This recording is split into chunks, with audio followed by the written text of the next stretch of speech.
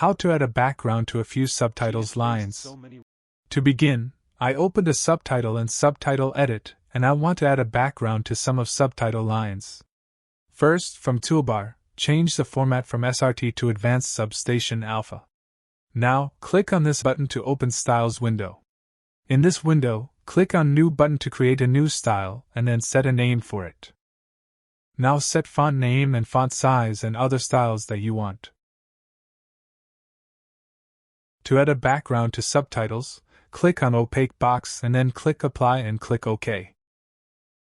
Now, hold down the Ctrl key on your keyboard and click all the subtitles you want to add a background to. And just right-click on one of them and go to Set Style and select the style that you just created. Now double-click on a line to go to that position, and you can see that only some of the lines have background. At last, you have to burn in the subtitle into video in order to use it. Just go to Video, Generate Video with Burn in Subtitle, and click on Generate button. Anyway guys, thanks for watching and I hope you found this useful.